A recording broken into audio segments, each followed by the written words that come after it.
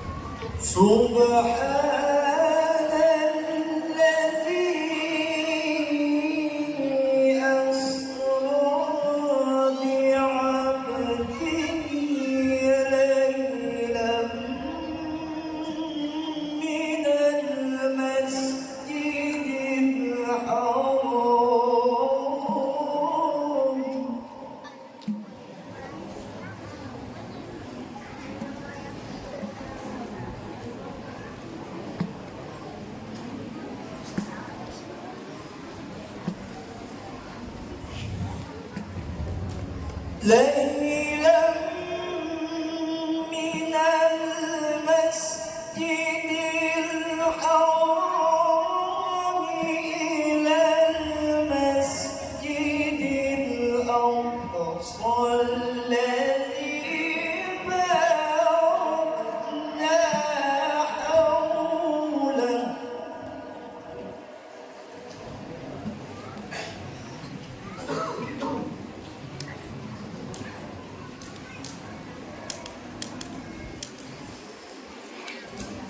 الذي باركنا حوله لنريه من آياتنا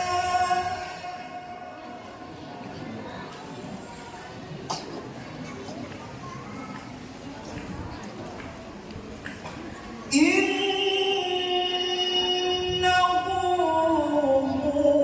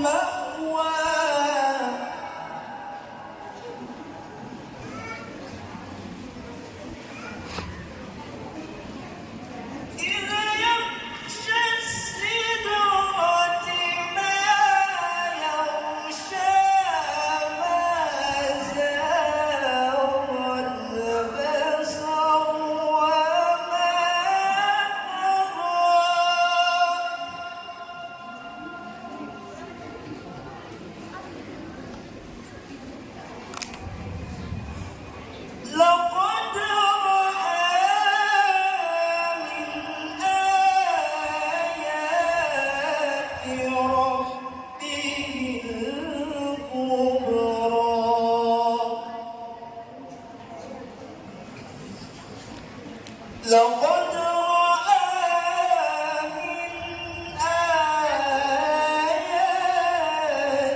ربه الكبرى صدق الله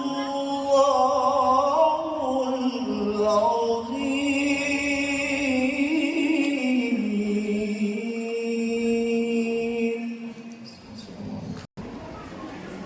Acara ketiga, sambutan-sambutan. Sambutan pertama oleh Bapak Kepala Desa Susukluar sekaligus mewakili sambutan Ketua Panitia Hari Besar Islam. Kepada Bapak Yusriansa, waktu dan tempat kami persilahkan dengan hormat. Bismillahirrahmanirrahim. Assalamualaikum warahmatullahi wabarakatuh.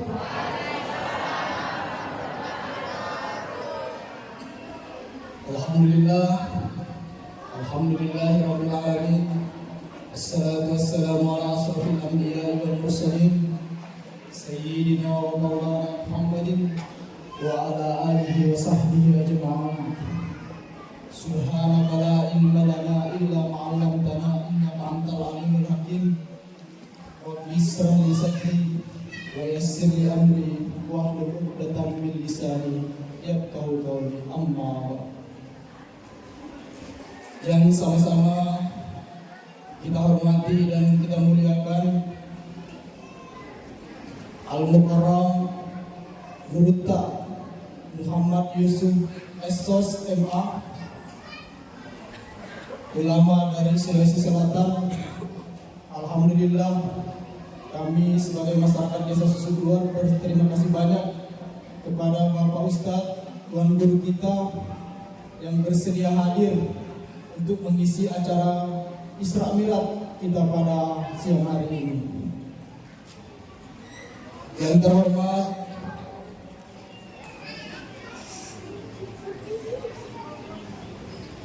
orang tua kita, Tomatua Bapak Haji Ahmad Sulaiman SPDI selaku anggota DPRD Kabupaten Kutai Timur.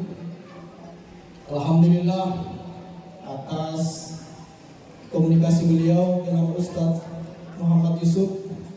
Jadi pada hari ini beliaulah yang sangat berperan sehingga Bapak Ustadz Yusuf bisa hadir di tempat kita ini. Kita semua mari kita doakan beliau semoga sehat selalu dan diberikan umur panjang dan bisa membangun Desa Susukluar, Kecamatan Sandaran dan khususnya di Kabupaten Kutai Timur. Amin ya rabbal alamin. Yang kami hormati Bapak Kepala Kantor Urusan Agama Kecamatan Sandaran, Bapak Haji Anwar Asaf. Kebetulan juga beliau hadir di tengah-tengah kita. Yang kami hormati Bapak Camat Sandaran atau pada hari ini diwakili oleh Kasih PMD Bapak Kasmin Marina SH. Yang kami hormati pimpinan dan anggota BPD Desa Susukluar. Yang kami hormati Kepala Desa Susuk Tengah atau perangkat desa yang hadir serta pengurus Masjid Al-Falah Desa Susuk Tengah yang hadir pada hari ini.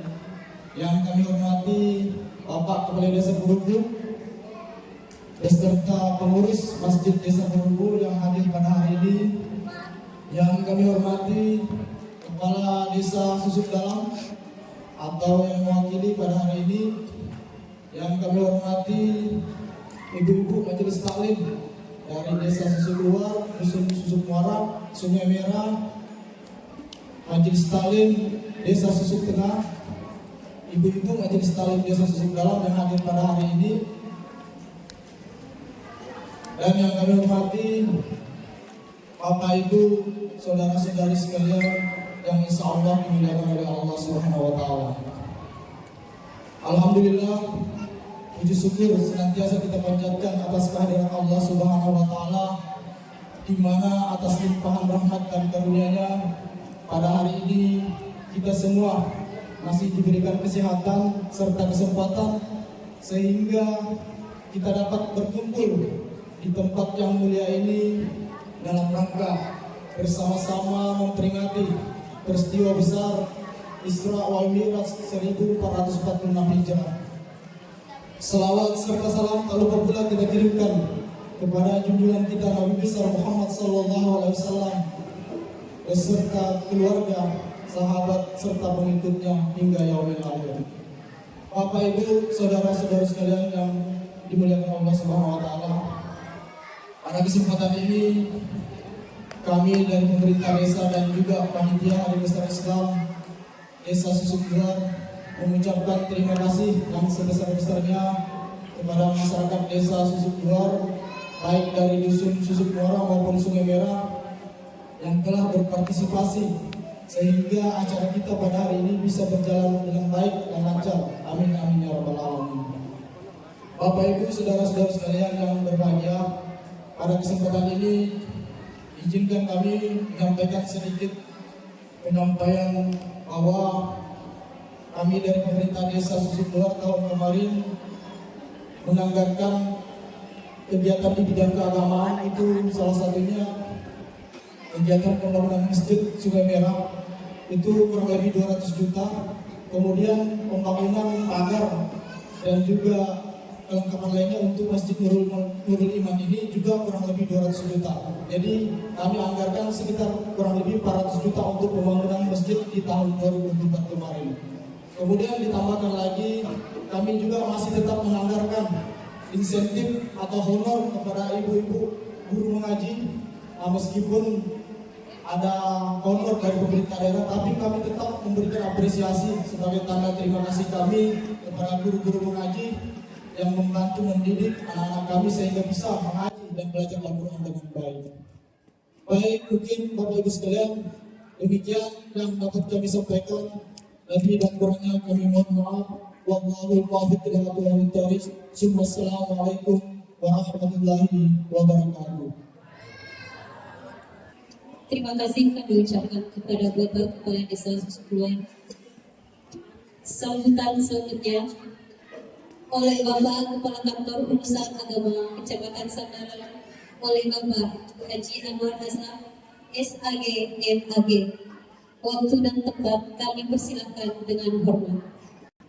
Bismillahirrahmanirrahim. Assalamualaikum warahmatullahi wabarakatuh. Alhamdulillah wa syukurillah wa la hawla wa la quwwata illa billah, amma ba'du. Yang sama-sama kita hormati Alena Rekruta Haji Muhammad Yusuf Estos MA dari Sulawesi. Syukran dihudurikum. Terima kasih kehadirannya di tempat yang sangat jauh ini. Mudah-mudahan perjalanan ini menjadi berkah bagi kita semua. Amin.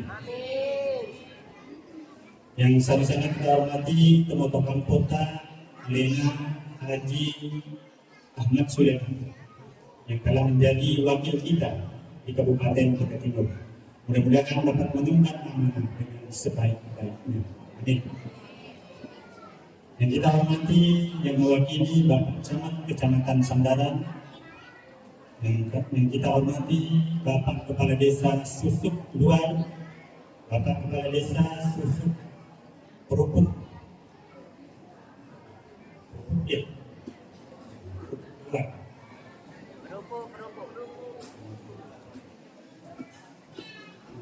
seluruh yang hadir, yang mohon maaf tidak bisa saya sebut satu persatu. Alhamdulillah saya bisa hadir untuk menghadiri acara di tempat ini bersama keluarga, bersama istri saya, kemudian keluarga saya yang tadi terlambat masuk. Salah satu dari mereka itu adalah pernah kerja di Kedutaan Maroko selama 30 tahun. Jadi beliau tadi masuk akhir yang di belakang tadi itu. Ya. Jadi acara ini alhamdulillah ditandatangani oleh banyak orang yang jauh. Terima kasih Pak Ghazali yang sudah mengundang saya, memberitahukan saya informasi tentang acara pada hari ini. Alhamdulillah saya tidak usah berlama-lama karena semua ingin mendengarkan ceramah. Saya hanya ingin menyampaikan yang pertama tentang pernikahan, yang kedua tentang haji, yang ketiga tentang Ramadan. Yang pertama tentang pernikahan, sebagaimana aturan terbaru bahwa pernikahan sekarang pada hari dan jam kerja. Jadi menikah itu Senin sampai Jumat. Tetapi ada komanya. Boleh menikah Sabtu Minggu atas persetujuan kepala KUA. Jadi hari ini kan Sabtu, ada yang minta disusut tengah. Karena saya setuju dan ada waktu, maka pernikahan boleh dilaksanakan pada hari Sabtu dan Minggu. Itu supaya tidak simpang siur, ya. Ini sudah terdengar nih, bagaimana Sabtu Minggu boleh tidak menikah? Boleh, asal ada persetujuan dari kepala KUA. Kenapa dibuat begitu? Karena kepala KUA itu memang tidak pernah libur. Mulai Sabtu Minggu, Senin sampai Sabtu Minggu tidak pernah libur. Jadi pemerintah menghargai profesi penghulu untuk memberikan libur Sabtu dan Minggu. Tapi kalau setuju dengan pernikahan Sabtu Minggu, di kepala KUA boleh dilaksanakan. Yang kedua, tentang Ramadan. Kan tidak lama lagi, 30 hari lagi, 35 hari atau berapa hari. Kalau tidak salah, 1 Maret kita puasa. Saya ingin sampaikan bahwa dalam bulan Ramadan nanti, mari bersama-sama menggalakkan syiar agama dengan tidak mengganggu orang lain. Apa yang saya maksudkan? Bahwa bulan Ramadan kan semaraknya luar biasa. Kultum laksanakan, tadarus laksanakan, tetapi jangan mengganggu orang lain. Bagaimana maksudnya mengganggu? Kadang-kadang tadarus itu melalui pengeras suara sampai jam 2 malam. Ada? Kalau sampai jam 2 malam itu mengganggu lingkungan sekitar. Ini sangat dekat ini. Ada yang mau tidur jam 11 supaya bisa bangun tahajud jam 3. Jadi silakan terus. Tetapi kalau bisa diatur ini mikrofon, kalau sudah jam 10 atau 11 pakai sarung dalam, jangan sarung luar supaya tidak mengganggu orang-orang tetangga yang ada di sekeliling kita yang ingin istirahat dan bangun cepat untuk sholat tahajud.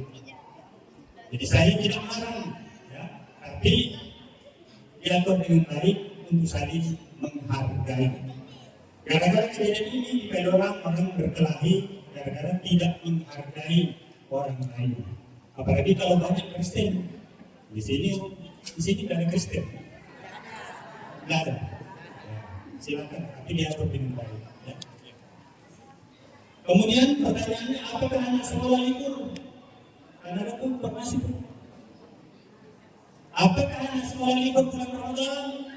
Nah, semuanya menginginkan seperti zaman Gus Dur, libur 40 hari. Dulu kan begitu. Tapi surat edaran bersama Menteri Agama sepertinya belum memberikan izin libur 40 hari. Kalau tidak salah itu 27 Februari sampai 5 Maret itu ada libur, tapi tetap belajar di rumah. Setelah itu masuk belajar kembali, nanti menjelang habis puasa sampai kira-kira 2 minggu atau itu baru ada liburnya, baru anak-anak bisa berkumpul dengan kita. Jadi sepertinya belum disetujui libur selama 1 bulan penuh dalam bulan Ramadan. Yang terakhir saya sampaikan masalah haji. Pendaftaran haji sekarang ini sudah 33 tahun. Kalau daftar hari ini 33 tahun baru berangkat. Jadi aku umurmu dan di corona ada nama daftar saja. Masalah tapi corona tahun berangkat. Maka karena itu siapa yang sudah ingin didaftarkan melalui reguler, anak-anak kita yang masih SMP daftarkan haji. Ya. Pada nenek-nenek tidak bisa daftar. Kecuali mau daftar ada 2. Ada namanya Haji Plus 7 tahun. Kemudian ada lagi yang bisa 1 tahun. Jadi tidak bisa saya jelaskan ini. Kalau ingin informasi tanyakan saja ke KUA, karena KUA itu juga sudah menangani membidangi masalah haji. Kalau tidak mau menunggu, ada yang 7 tahun, ada yang 1 tahun. Ya. Saya kira itu saja yang saya sampaikan. Saya senang sekali kehadiran Burtan Pak Ustadz Yusuf. Karena saya juga dari Sulawesi. Ustadz, saya dulu belajar di Sengkang, Asadia. Ya, saya belajar di pesantren Asadia Sengkang. Setelah itu baru saya melanjutkan pendidikan di IAIN Alauddin, Ujung Pandang. Ya, tahun 98 saya sarjana. Sekarang ini sedang melanjutkan pendidikan lagi. Ya. Mudah-mudahan di usia muda seperti ini, bukan muda, sudah tua, 53 tahun. Dan di usia 2 ini memberi semangat untuk kita semua meneruskan pendidikan. Terima kasih. Mohon maaf atas segala kekurangan. Assalamualaikum warahmatullahi wabarakatuh. Terima kasih kami ucapkan kepada Bapak Ketua Kecamatan Sagana. Sambutan selanjutnya oleh Bapak Haji Ahmad Sulaiman selaku anggota DPRD Kabupaten Kutai Timur. Kepada beliau, waktu dan tempat kami persilakan dengan hormat. Assalamualaikum warahmatullahi wabarakatuh. Alhamdulillahirrahmanirrahim. Wassalatu wassalamu ala asyrofil mursalin sayyidina wa Muhammadin wa ala alihi wa sahbihi yang kami hormati dan kami muliakan Bapak Yusuf. Kami hormati Bapak Kantor Presiden Agama Kecamatan Sandaran. Kami hormati Bapak yang mewakili Bapak Kecamatan Sandaran. Yang kami hormati penanda kepala desa, kepala desa Susuk Luar, kepala desa Susuk Tengah, kepala desa Perubuk, dan kepala desa Susuk Dalam. Dan pada hari ini sempat hadir bersama kita semua. Dan kami hormati para ketua-ketua PPD yang ada di desa Susuk Luar, dari desa Susuk Tengah maupun desa Susuk Luar, Susuk Dalam. Puji dan syukur marilah senantiasa kita panjatkan kehadirat Allah Subhanahu wa Ta'ala, Tuhan yang Maha Agung, Tuhan yang Maha Kuasa, semua itu atas kehendaknya. Salawat dan salam semoga tercurah akibat bimbingan yang mulia Nabi Muhammad SAW sebagai usul salam bagi kita semua. Semoga kita senantiasa mendapatkan syafaatnya hingga yaumul qiyamah insyaallah. Selanjutnya mungkin sedikit saya sampaikan. Yang disampaikan tadi sebenarnya ini tidaklah peran saya semua. Ini adalah peran Allah Subhanahu wa Ta'ala. Saya mohon izin Pak Ustadz, jauh sebelum saya menjadi anggota DPR, saya sudah punya cita-cita untuk menghadirkan beliau di sini. Saya duduk berbincang-bincang bersama teman-teman di sini. Kira-kira suatu saat kita bisa nggak yang mendapatkan ustaz-ustaz yang ada di luar. Diseleksi lah, bukan seleksi Pak, tapi dicarilah mana yang sering muncul dan bisa masuk di hadapan masyarakat sesuatu. Ternyata nama beliau inilah. Jadi saya berniat pada saat itu mudah-mudahan Allah Subhanahu wa Ta'ala memberikan rezeki, biar bukan menjadi anggota DPR. Kalau kita punya rezeki, insyaallah kita dapat menghadirkan beliau. Dan alhamdulillah Allah Subhanahu wa Ta'ala menjaga semua itu, akhirnya beliau bisa hadir di hadapan kita semua. Ya, mudah-mudahan beliau mengemban amanah bukan kecil. Hari ini saja beliau bukan terbang dari kampung halaman beliau, tetapi dari beliau ini dari Jambi Pak Ustaz ya. Luar daerah, bukan daerah Sulawesi terbanyak. Jadi beliau tidak pernah sampai di kampungnya. Mungkin hampir kurang lebih 1 bulan sudah. Jadi sangat sulit jadwal beliau. Bayangkan saja saya hampir putus asa juga. Misalnya 6 bulan saya hubungi beliau, 1 bulan kemudian tidak ada jawaban juga. Akhirnya saya permisi, saya WA lagi. Tapi Pak Ustaz, kira-kira bisa kita jadwalkan kapan saja kita bisa, terserah kita, mungkin apa saja, tidak menunggu hari ini hari itu, yang penting ada momen kosong. Mohon kami jadwalkan masyarakat kita di sini, Sumpo kita di masyarakat kita di Kecamatan Sandaran ingin melihat bagaimana sih muka aslinya Bapak Ustaz Muhammad Yusuf itu yang sering tampil di YouTube itu. Terus terang ada satu wujud kita yang buat saya selalu mengingat itu. Waktu itu saya jadi caleg. Jadi kata-kata beliau ini akhirnya pertamanya saya semangat. Sebenarnya politik itu bukanlah dosa.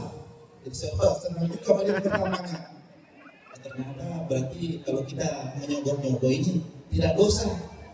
Tetapi ujung itu tapi karena ayat itu, hadis itu mengatakan orang yang menabur dan disogok itu sama-sama masuk neraka.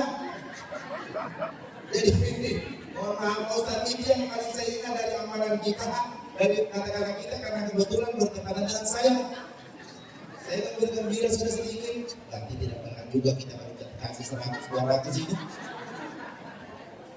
Ternyata di kalimat berikutnya, tetapi hadis itu menyatakan orang yang menabur dan disogok itu sama-sama masuk neraka. Aduh, bingung lagi saya. Ya tadi Pak Ustaz, itulah dunia sekarang. Saya tidak tahu bagaimana nanti di akhirat kita itu Pak Ustaz. Jadi ini mani makhluk bisa nih Pak. Jadi orang guru itu jadi tadi Pak. Apa ibu-ibu yang Pak kemana apa? Jadi kita ada bicara langsung neraka. Jadi mudah-mudahan Allah Subhanahu wa taala saya apapun yang pernah saya lakukan di tempat ini, dimanapun saya itu niat sedekah, kalaupun ada, kalau tidak ada terima kasih karena banyak juga Pak Ustaz di kampung ini yang menolak. Ya terus secara pribadi nggak perlu ulang ke orang. Jadi orang saya banyak menolak. Mungkin karena saya orang sini malu juga mungkin. Tapi mungkin itulah Bapak Ibu sekalian, saya hanya sedikit memberikan semangat pada hari ini. Kita kembali sama-sama mendengarkan beliau. Kita bukan hanya melihat di YouTube, di HP. Sekarang beliau berada di hadapan kita. Saya berharap pada hari ini kita semua bisa mengambil, kalau tidak bisa 10 dan 9 lah. Dan hikmahnya, kalau tidak bisa juga 1 atau 2 lah. Jadi makanya mungkin yang ibu nanti siapa rekamannya supaya tidak lupa-lupa kan. Jadi kalau nanti ada amalan-amalan yang disampaikan beliau ini, nah kita ulang-ulang.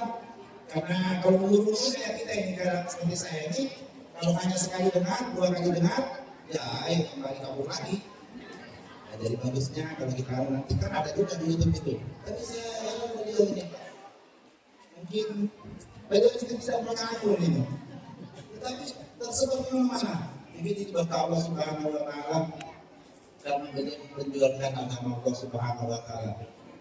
Mungkin mudah-mudahan Pak Ustaz tolong doakan saya agar saya bisa tetap berjuang dunia dan akhirat di Kecamatan Sandaran ini, karena niat saya bukan hanya pada dunia tetapi saya ingin juga membangun akhirat saya di sini.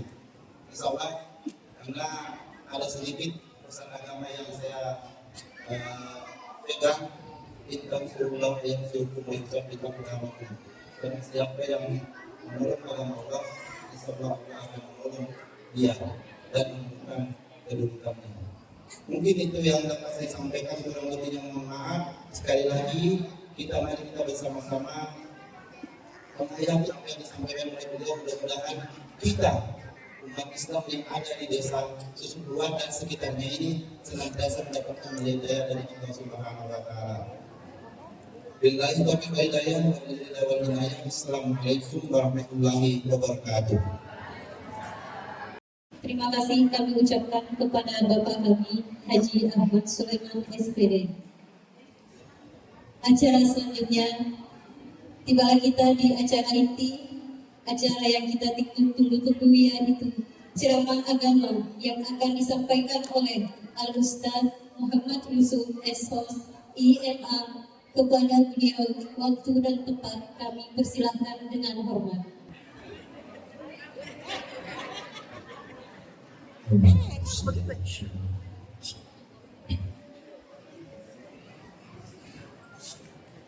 Bismillahirrahmanirrahim. Assalamualaikum warahmatullahi wabarakatuh.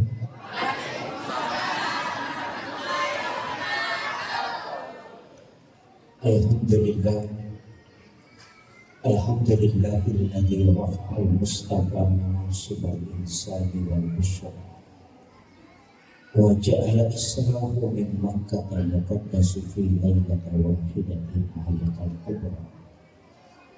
Wassalatu wassalamu ala asyrafil anbiya'i wal mursalin sayyidina wa maulana wa habibina wa syafi'ina wa ala alihi wa ashabihi wa sahabatihi ajma'in. Allahumma shalli ala sayyidina Muhammadin salatan tuballighuna biha kullal mansur. Ya Jawwad ya Mahmud ya Rahim ya Wadud ya rahmatika ya arhamar rahimin. Allahumma shalli ala sayyidina Muhammadin tibbil qulubi wa dawaiha wa afiyatil abdani wa shifaiha wa nuril absari wa diyaiha wa ala alihi wa sahbihi wa sallim. Yang kami muliakan, kami takzimi orang tua kita selaku anggota Dewan Terhormat Bapak Ahmad Sulaimani. Semoga beliau senantiasa diberi keberkahan. Mengembangkan itu tidak mudah, tapi dengan niat ikhlas, insyaallah semua diberikan jalan. Yang kami muliakan, kami takzimi Bapak Kepala Allah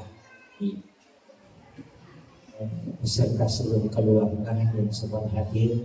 Kami muliakan yang mewakili Bapak Camat, dan khusus kepada Sohibul Wilayah Bapak Kepala Desa dan seluruh pejabat desa yang sempat hadir dan seluruh kepala desa, ibu-ibu majelis taklim, tokoh masyarakat, tokoh agama, tokoh pendidik, para azadis dan azadizah, para alim, para ulama, dan seluruh hadirin yang insyaallah dirahmati dan dimuliakan oleh Allah Subhanahu wa Ta'ala.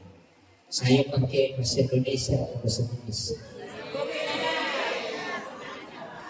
Selim.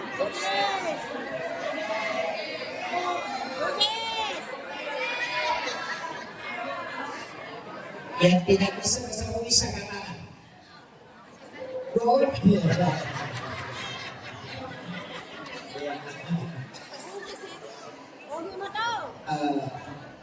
Saya sedikit menyampaikan sebelum saya masuk ke Islam berkaitan sambutannya tadi Pak Kepala Kantor Urusan Agama.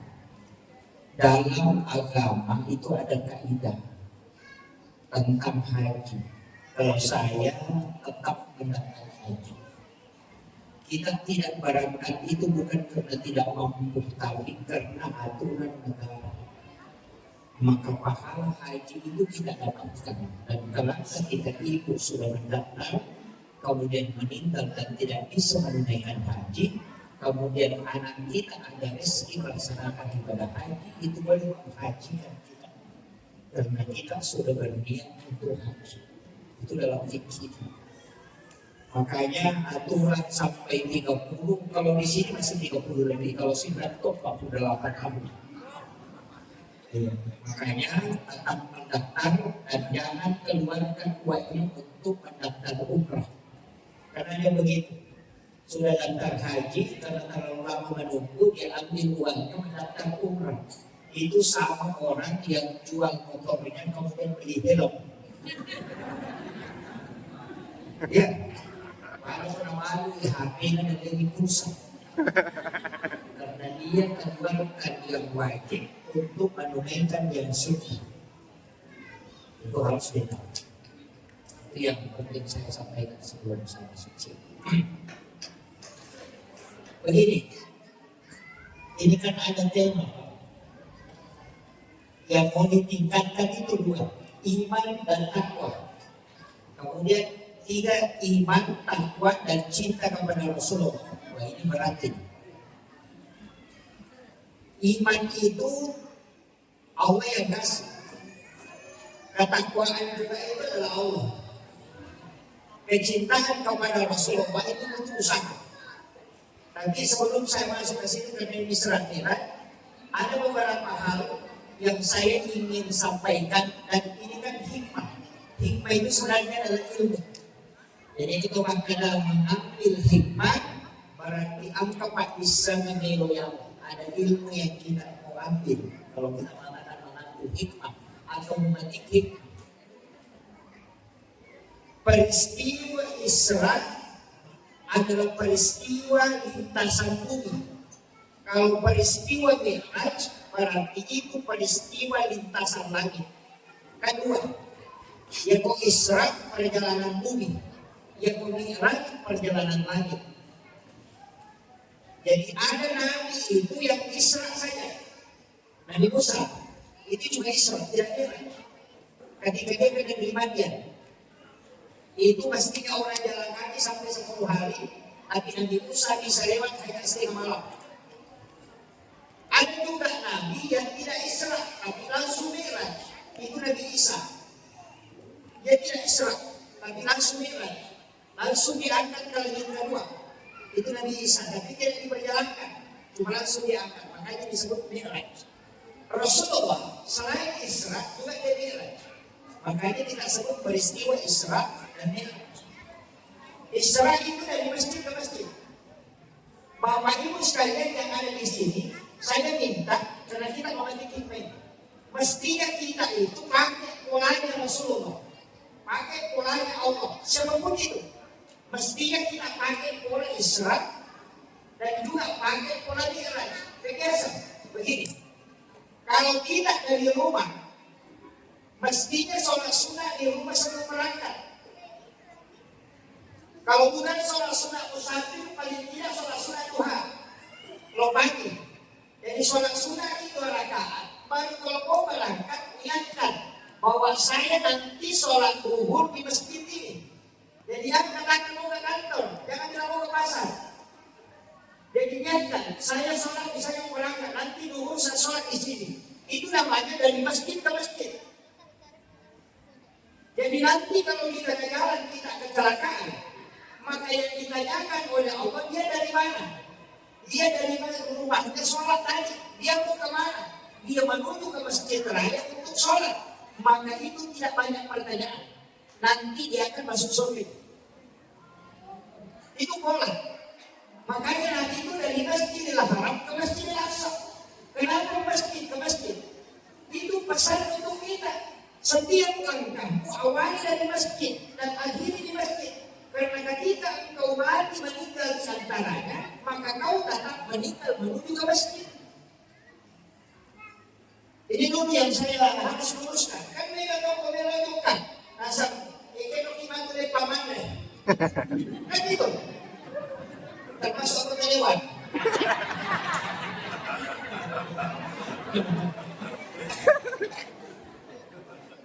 Jadi yang dia bicarakan itu warungnya.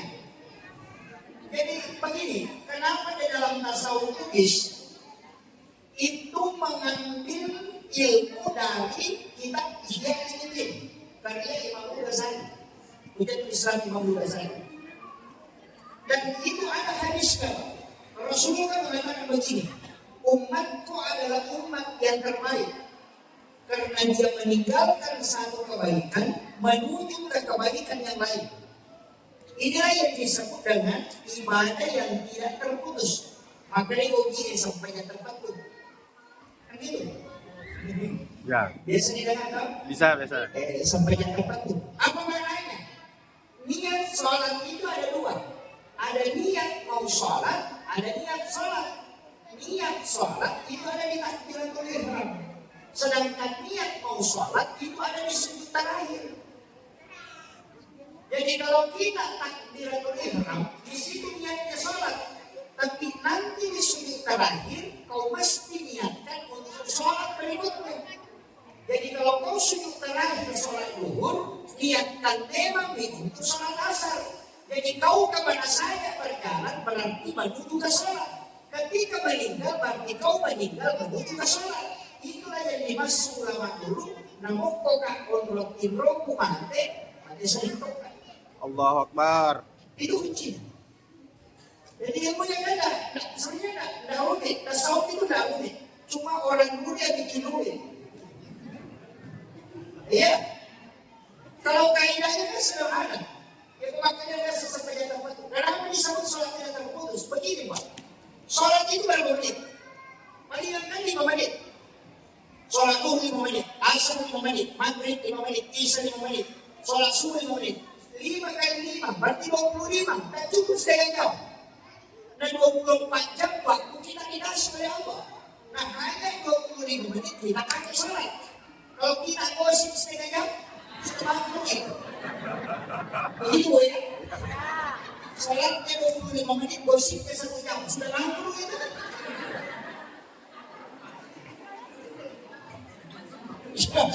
Ya, jadi bagaimana caranya? Setiap perjalanan kita itu nyambung terus. Itulah alasannya kenapa kita ingin kekal di dalam surga, padahal umur dan ibadah terbatas. Kita kan terbatas umur. Nabi kan mengatakan di Indonesia hasan wa hasan umat baina sittin wa sab'in, antara 60-70 tahun. Kan tidak lama. Kalau 70 tahun umur 60 lah. Kalau 60 tahun umur 10 tahun diskon. Kan ada diskon 10 tahun. Sebelum balik itu kan tidak dihitung. Anak kecilnya balik itu sampai sebelum balik kan belum dihitung untuk dia. Itu hanya diambil orang tuanya. Pahalanya diambil gurunya. Kan gitu. Jadi kalau 60 tahun, berarti 50 tahun. Nah, berapa lama kita tidur? Setelah hidup 8 jam. kalau tidur jam 9 malam, jam 9 pagi baru bangun, jam 1 tidur nanti setengah 3 sore, setengah 4 baru bangun. Itu orang kalau dia hidup 50 tahun, itu 38 tahun dia tidur. 12 tahun dia hidup. Gitu. Coba tidak. Nah, makanya dari sinilah ulama kita dan Rasulullah juga sebenarnya itu menganjurkan kepada kita untuk menyambung semua ibadah. Makanya saya kasih tahu, nanti di Ramadan, takbir terakhir, sujud terakhir, rakaat terakhir, niatkan memang untuk masuk Ramadan tahun depan. Kalau kita ditakdirkan meninggal, kita sudah dapat pahala ingat untuk tahun depan. Allahu Akbar. Kalau kita keluarkan zakat, niatkan memang berzakat tahun depan. Kalau kita tidak bisa lagi berzakat, kita sudah dapat pahalanya. Karena orang yang berniat melakukan kebaikan, itu sudah ditetapkan bahwa orang ini dapat pahala. Kan itu. Kuncinya kan begitu aja, makanya nyambung terus. Kenapa orang hataman Quran? Ini yang perlu saya luruskan. Biasa ada acara di sini hataman Quran. Ya. Hataman Quran istilahnya. Yeah. Itu kalau hataman Quran yang dibaca apa? Wadduha ke bawah kan? Yeah. Sampai kalau sudah dinas. Baru kembali ambil suratul Fatihah, baru alif lam mim sampai huruf. Kenapa kembali? Karena sudah dikatakan hataman. Ya. Kalau surat Inas kan sudah hatam. Kenapa kembali? Ambil suratul Fatihah. Karena siapa dia meninggal, Al-Qur'annya sampai. Makanya disuruh kembali ambil Fatihah dan surah Al-Baqarah. Sehingga dihukumi kembali perkara dalam Al-Quran. Itu kuncinya. Makanya kalau hatam Quran jangan langsung ditutup. Sampai kalau surat Inas langsung ditutup. Jangan. Kembali ambil suratul Fatihah, baru suratul Baqarah. Nanti ketika meninggal ditanya, dia bilang dia sudah hatamkan kembali lagi membaca. Itu kan kuncinya. Ini makanya ulama kita itu punya syarat sama ilmunya. Yang sekarang ini banyak menyalahkan karena tidak mengerti. Bagaimana sebelum takut-takutan sekolah dan orang lupakan. Kalau apa salah pikir dari sedang. Kemudian, jadi saya kembali. Makanya tadi itu kuncinya. Kalau kita mau berangkat, mau kemana, mestinya berangkat dari masjid. Masjid itu kan rumah bisa dipakai. Istilahnya sholat sunnah. Kenapa tidak disuruh sholat sunnah musafir? Supaya tidak dari sholat menuju ke sholat. Begitu aja. Jadi dia kan, oh nanti saya sholat dulu di sana. Nanti jangan lagi kalau besar. Kan gitu. Kan rugi kita kan. Itu kuncinya. Makanya supaya kita perjalanan ini perjalanan Islam. Diperjalankan dari masjid ke masjid. Kemudian yang kedua, ini yang pertama ya, jangan sampai tidak diambil. Yang kedua, Nabi itu ketika sebelum diperjalankan kan di belakang. Itu masuk sekali. Semua bicara itu jadi tangan. Karena memang hadis misalnya di belah dadanya, diambil jantungnya. Kalau dia mengatakan hatinya diambil, dibawa kemana? Dikasih masuk ke dalam satu tempat disebut bejana. Kemudian diambilkan air Sam-Sam. Sampai hari ini, saya ngaji tarekat hampir 20 tahun. Sampai hari ini saya tidak berani mengatakan hatinya, jantungnya Rasulullah dicuci. Itu saya tidak berani. Karena kalau saya mengatakan Rasulullah dicuci jantungnya berarti kotor. Kan gitu. Ya, betul. Kalau kita mengatakan jantungnya Rasulullah, hatinya Rasulullah dicuci berarti hatinya Nabi kotor. Nah Nabi itu tidak kotor. Bersih betul hatinya. Tidak ada kemaksiatan di dalam kalbunya Rasulullah. Karena itu nur yang ditujukan oleh Allah. Tidak mungkin kotor. Makanya ulama tasawuf tidak memahami dicuci. Apa yang dipahami ulama tarekat? Dia mengatakan lihat kebalikannya. Semua yang menempel ke Nabi pasti barakah. Itu karena Nabi yang membuatnya barakah. Nah, tadi disebut haji. Gini, itu Hajar Aswad. Tahu Hajar Aswad ya? Tahu. Itu Hajar Aswad. Itu batu yang awalnya dari surga. Itu warna putih.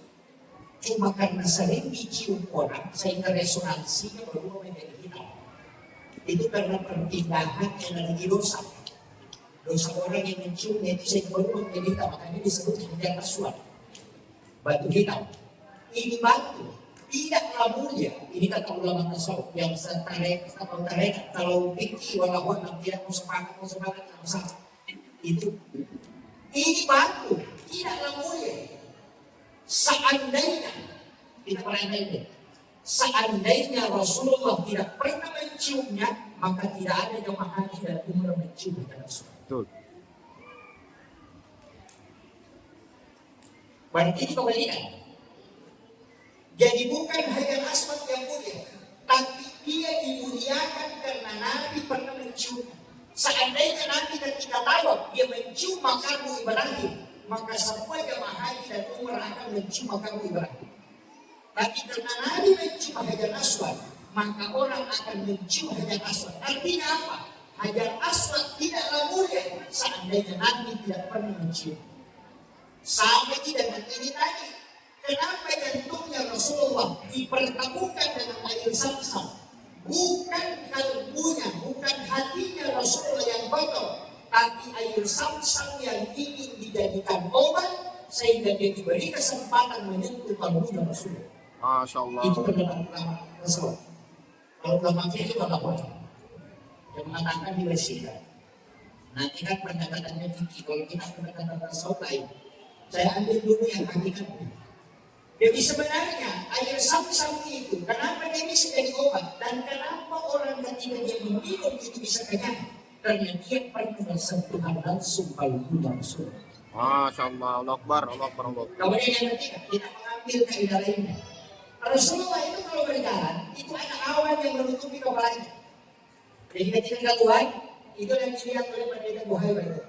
Ketika ada awan selalu menutupi itu Nabi ditutupi oleh awan, bukan karena Nabi takut hitam, tidak. Nabi sebenarnya yang pengen kena sinar matahari, tapi kita di kalangan tarekat itu mengatakan Nabi itu tidak dijaga, yang dijaga itu matahari. Jadi awan yang menutupi Rasulullah itu bukan Nabi yang ditutupi itu matahari. Karena kapan nurnya matahari sentuh Rasulullah, maka dia akan hancur. Karena nurnya matahari dari nur Muhammad. Allah Akbar. Itu kuncinya. Makanya begitu mudahnya Rasulullah. Ulama-ulama kita dulu kan menjelaskan melalui pendekatan itu. Makanya kita tarekat itu, kita selalu melihat kebalikannya. Sama di tarekat, makanya di bab tarekat itu tidak ada bab fikir. Nah yang kita tahu itu tidak ada bab fikir, yang ada itu bab tamak. Jadi dia itu lah sebenarnya kau bersengkit. Kau kemana bersengkit jadi pun aman dari kau mengalah gitu. Kan itu kuncinya. Sebenarnya kan tidak ada orang kikir yang ada dia enggak. Buat minta, coba jangan minta. Tidak kikir kan? Kenapa? Itu kan sesuai dalil, Pak. Saya tidak bercanda, sesuai dalil. Allah kan mengatakan, rezeki itu saya cukupkan dan lebihkan. Tidak ada yang kurang rezeki. Makanya tidak usah minta. Stres hati. Jadi, kalau kita diterakan itu kan begitu, Pak. Itu selalu kebalikan. Sama begini, mana yang disyukurin?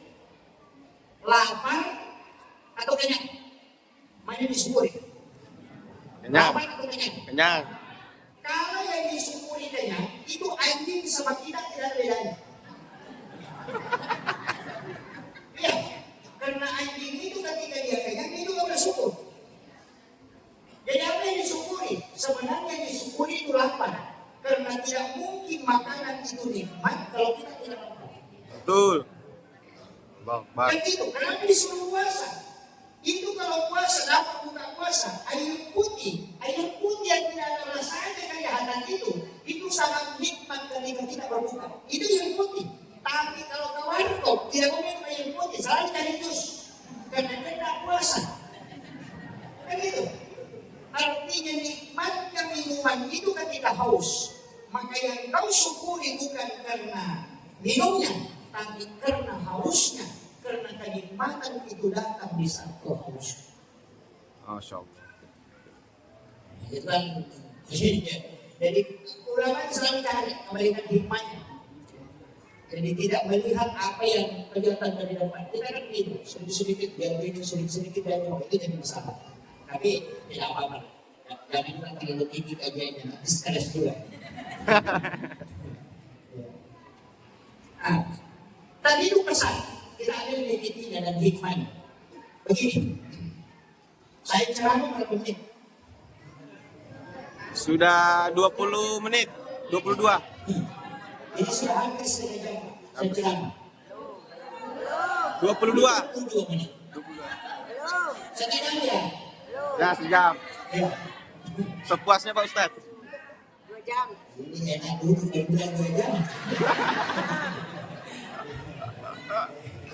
Begini, hikmah kenapa hatinya Rasulullah diambil, itu pesan. Setiap ibadah yang kau lakukan, awali dari kamu. Karena di sini kuncinya orang lihat dengan tidak lihat itu dari kamu. Itu kan tempatnya niatkan di kalbu kan. Saya mau tanya, apa bedanya sholat sunat taubat dengan sholat sunat tahiyatul masjid? Niatnya. Jadi kan sama-sama takbirnya, sama-sama rukuk, sama-sama 2 rakaat, sama-sama salat kan. Yang membedakan cuma niat kan. Nah, iya. Apa bedanya orang niat dengan tidak? Itu cuma niat. Itu bukan sedekahnya. Tapi niatnya. Kan gitu. Iya. Makanya semua ibadah itu ada di situ. Makanya itu yang dibelah baru diambil.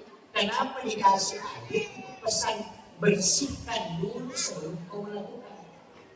Makanya orang Bugis itu bikin rumah, dia bikin teras. Makanya ini lego-lego ya. Ya, lego-lego. Itu sudah di luar rumah, tapi masih nempel ke rumah. Artinya sebelum kau berangkat, sikat dulu di situ. Luruskan dulu niatmu sebelum kau jalan. Itu kuncinya. Yo, ini terima kasih.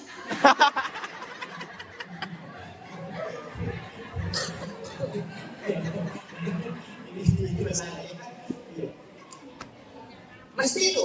Kemudian yang kedua, yang ketiga, kalau masalah kalbu, ini kan kunci dulu. Setiap ibadah yang kita mau lakukan, periksa dulu, periksa ini. Karena ini kan jadi masalah. Saya sering katakan kalau orang mau pergi umrah, jangan urusi koper dulu, jangan urusi dulu makanan yang mau dibawa, jangan.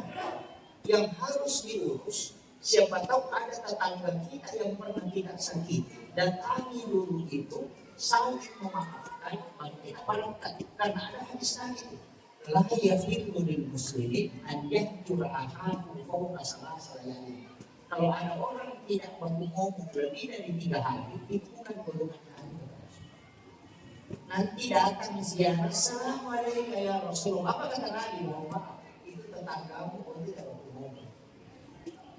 Datang ke Baitullah, labbaik Allahumma labbaik. Allah tidak labbaik kalau tidak yang panggil ke masjid. Itu bahaya. Kadang-kadang kan gitu. Makanya sebelum melakukan ibadah yang berat itu seperti haji dan umrah, periksa dulu sopan. Ini dulu yang pernah ada saya sakiti datangnya pada situ. Karena itu jadi masalah. Nanti kalau datang tidak diterima, habis uang 60 juta, kembali nol. Datang di Baitullah putar-putar, putar-putar. Ini salah itu. Ini masalah. Sekali kita mau berangkat kayak gitu, dia tawaf baru dia naik. Padahal itu tawaf itu sholat sunat dari masjid. Makanya 7 putaran. Kenapa 7 putaran? Karena sholat itu 7 anggota badan dan sujud, 2 kaki, 2 lutut, 2 tangan, 1 kepala. Gitu. Itu sholat sunat. Makanya di Masjidil Haram itu tidak ada sholat sunat dari masjid. Karena tawafnya itu ya sholat sunat dari masjid. Makanya kalau tawaf itu sholat. Jangan jalan sendiri, takut. Ini masalah ini. Tidak paham.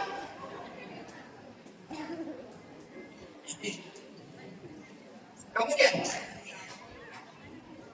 saya tidak usah terlalu paham dalam karena nanti tidak selesai ini. Begini, kita stagnan di sini. Setelah Nabi di Balanda Dayak, setelah dimasukkan ke dalam wadah kemudian digunakan air sapu-sapu itu tadi, Rasulullah itu dia melakukan perjalanan. Itu makanya disebut diperjalankan, bukan perjalanan ya. Asra, ya kan? Diperjalankan. Begini. Berapa jauh? 1045,3 km. Maka itu ke Aqsa 1042,3 km. Jadi sisa 42 km. Jalan Masjidil Haram ke Aqsa. Coba itu. Kalau orang jalan kaki yang bisa dimungkiri ini dari mana ya? Kalau dari Paman sampai ke Baro cuma 780 km. Karena saya pernah kunjung ke sana. 780 km.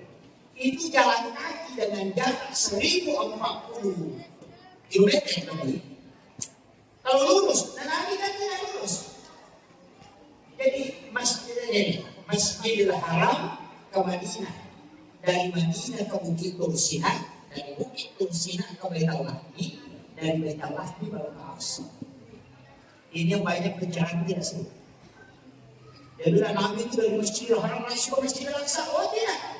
Nabi itu dari Masjidil Haram dibawa dulu ke Madinah, disuruh sholat 2 rakaat. Selesai salam baru bertanya kepada Jibril, Jibril, kenapa saya sholat di sini? Ini tempat apa? Jibril cuma katakan, Muhammad, kalau engkau akan berhijrah ke tempat ini, ini adalah Madinah. Setelah itu diminta, ayo lanjutkan perjalanan menggunakan buruk. Didampingi Jibril, dibawa kemana? Dibawa ke Gunung Sinai, di Bukit Tursina. Nanti disuruh sholat. Selesai salam, Nabi baru bertanya, tempat apa ini Jibril? Karena bisa sholat di sini. Mereka ini mengatakan, disinilah Nabi Musa berbicara langsung dengan Allah. Wa qawwama Musa taklima. Ini adalah Bukit Tursina. Berapa jauhnya itu? Itu 1000 kilo dari ini. Kemudian setelah itu dibawa kemana? Justru melewati Masjidil Aqsa ke sebelah selatan. Ada tempat di situ disebut dengan Bethlehem. Itu 10,7 km dari Masjidil Aqsa. Jadi 10,700. Itu 10 kilo lebih, hampir 11 kilo. Sebelah selatan melewati itu. Karena dia dari Tursina ke situ. Jadi dilewati dulu Masjidil Aqsa. Terus ke Baitul Lahmi. Di sini kita disuruh sholat. Selesai salam pun bertanya, tempat apa ini Jibril? Mereka ini mengatakan, di sinilah Isa bin Maryam dilahirkan. Ini pesan. Saya kasih wasiat ketika 4 ini. Kenapa Nabi datang ke Madinah? Tempat yang disebut dengan tempat yang barakah. Kenapa Nabi ke Bukit Tursina, di mana Nabi Musa berbicara langsung dengan Allah? Kenapa Nabi ke Baitul Lahmi, tempat Nabi Isa? Itu pesan bahwa orang yang bertembus ke Allah cari tempat-tempat barakah itu. Dan ziarahi ulama, ziarahi orang-orang soleh, cari tempat-tempat yang baik seperti pondok pesantren, masjid, itu kan tempat barakah itu. Kami yang ada tempat-tempat barakah itu penting untuk terkoneksi. Coba. Nah, berapa jauh perjalanannya nanti? Dari Makkah ke Madinah, Madinah ke Bukit Tursina, Bukit Tursina kemudian ke Baitul Lahmi, dan Baitul Lahmi ke Masjidil Aqsa. Itu 2043 km. Yang mestinya hanya 1000 lebih, tapi Nabi berjalan sampai 2000 km lebih. Coba kalau orang, tapi makanya kan diperjalankan, bukan makanya berjalan kan, diperjalankan. Makanya ada jam coba, yang biasanya jadi begini. Ini 30 km berjalan, berputar, hanya 24 jam sehari semalam. Tapi kalau tidak ambil itu dan bidik kemudian diputar, dia 100 kali berputar di sana. Kan diperjalankan, bukan dia yang jalan. Kan itu cuma aja. Itu pada di mudah kita paham. Nah, Nabi ketika masuk ke Aqsa, di Masjid Al-Aqsa, yang sekarang tempatnya kacau itu yang sering kita lihat di TV itu, Nabi disuruh sholat, dan Nabi lah yang dibaiat menjadi imam. Makmumnya seluruh Nabi dan Rasul. Seluruh Nabi dan Rasul itu diturunkan dari langit untuk menjadi makmum dan Rasul menjadi imam. Itu pesan bahwa Nabi adalah imamnya para Nabi dan Rasul. Bayangkan kalau ada imam, semua makmumnya orang mati. Iman atau bagaimana makmum ada imam. Para Nabi ini kan sudah wafat, dan itu yang menjadi makmum. Tapi Nabi yang pimpin itu. Di dalam tarekat itu ada, tapi saya tidak kasih tahu. Saya tidak kasih tahu, cuma saya beri isyarat.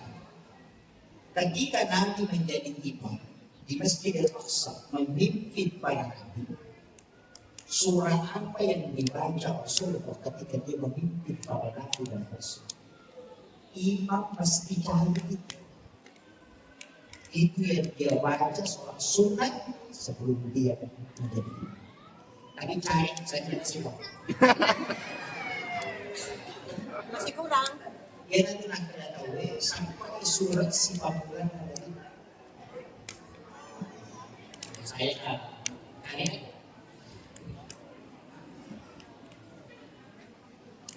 Kemudian ini kan sudah terbantah toh. Satu bantahan bagi orang yang mengatakan perintah sholat itu ada setelah Nabi Mi'raj. Itu kan sudah terbantahkan. Sudah tidak benar itu. Magai, masa pejamnya tidak minta ke Madinah. Masa pejamnya tidak Bukit Tursina.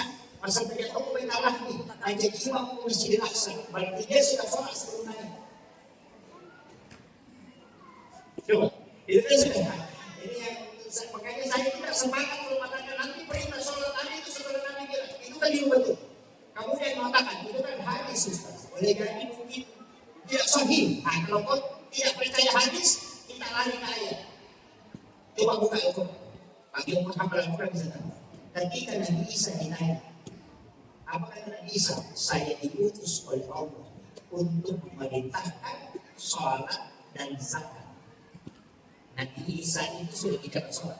Yang kedua, Nabi Zakaria, Maryam, semua sholat kan? Wa qa'imun yusolli fil mihrab. Ketika Nabi Zakaria berdiri sholat di dalam mihrab, Nabi Zakaria sudah sholat. Maryam sholat di dalam mihrab. Berarti semua Nabi itu sudah sholat. Makanya Isra Mi'raj itu tujuannya bukan sholat. Kalau saya di penjelasan ulama tasawuf bukan sholat. Apa tujuannya? linuriyahu min ayatina. Itu tujuan. Coba baca ayat itu. Subhanalladzi asra bi 'abdihi lailan minal masjidil haram ila masjidil aqsa alladzi barakna hawlahu. Ini yang tujuannya linuriyahu min ayatina, untuk memperlihatkan. Kenapa memperlihatkan? Bukan menceritakan. Jadi itu Nabi Musa tidak pernah lihat surga. Nabi Ibrahim tidak pernah lihat neraka. Semua Nabi diceritakan neraka. Tidak ada yang tahu. Diceritakan saja. Pahala cuma diceritakan. Kemudian Allah tidak ada yang bisa melihat. Nabi Musa paling tinggi kedudukannya hanya bisa mendengar. Tapi Nabi bukan diceritakan. Linuriyahu min ayatina, diperlihatkan. Satu-satunya orang yang terdiri di dalam neraka dan melihat, menyaksikan semua siksaan itu Rasulullah. Tidak ada nabi yang bisa tembus ke situ. Saya ambil analogi sederhana. Kalau ada tempat cantik, indah, tempat rekreasi, dan diceritakan begini, pasti menghayal. Menghayal itu. Itu disebut menceritakan. Tapi kalau kita lihat langsung, yang disebut studi tiru, dan biasanya studi banding, itu dia lihat, baru dia takut. Subhanallah, Masya Allah. Ini kan melihat keindahan. Nabi itu tidak diceritakan supaya dikokohkan hatinya untuk berjuang untuk cuma ada cumanya. Kenapa salah? Salah disebut. Begitu memang orang kalau pergi umrah, pulang dari umrah ada ditanyakan apa bawa? Coba. Ya kau kan kalau umrah dari lewat itu nak ibadah apa yang mau lakukan, mau share di mana? Dia dilakukan ada mau cek. Kan itu yang dilakukan. Oleh-olehnya, makanya ulama selalu mengatakan oleh-oleh peristiwa Isra Mi'raj adalah sholat. Tapi tujuannya bukan itu. Sholat.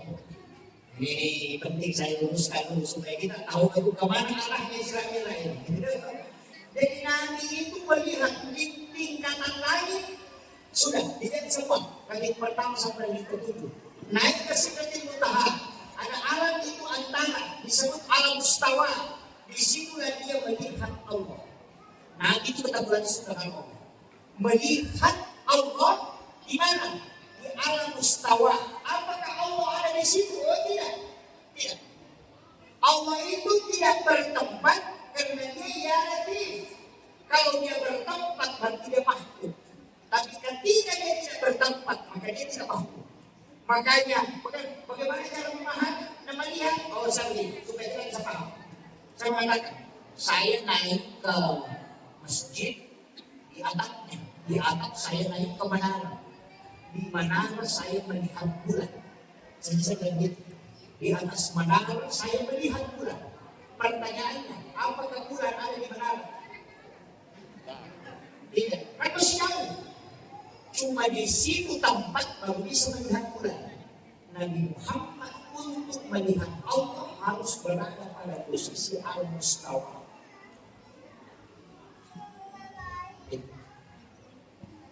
Yang jadi masalah itu salah. Teruskan. Dia bilang Allah itu di situ.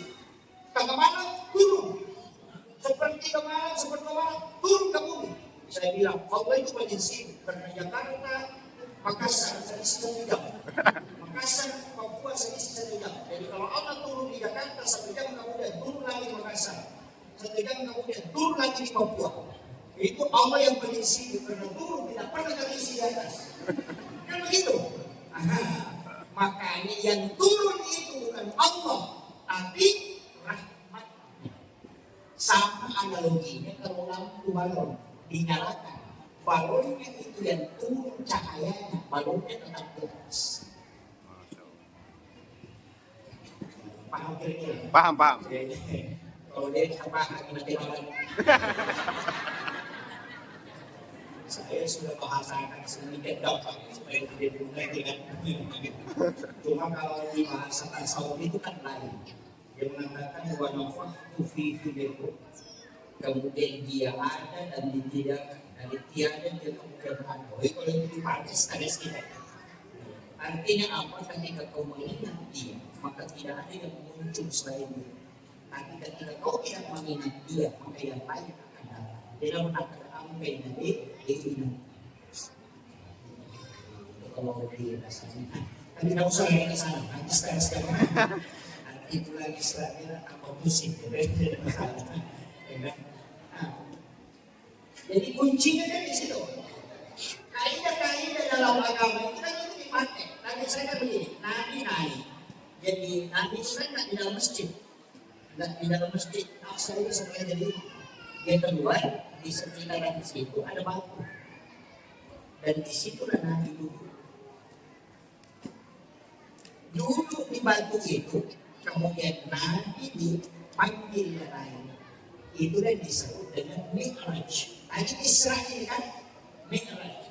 Nah, Nabi berdiri dari duduk kemudian berdiri menginjak batu itu, batu putih itu, kemudian Nabi diangkat naik ke langit, tapi batu itu ikut itu batu itu.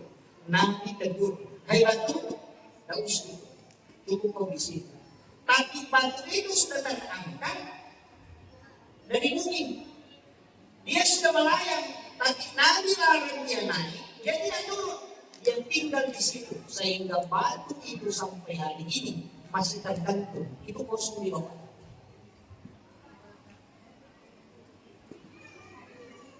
Bapak bisa buka juga. Tapi saya batu gantung di peristiwa Islam. Itu bagian diinjak Rasulullah yang mengikuti Nabi, tapi tidak turun.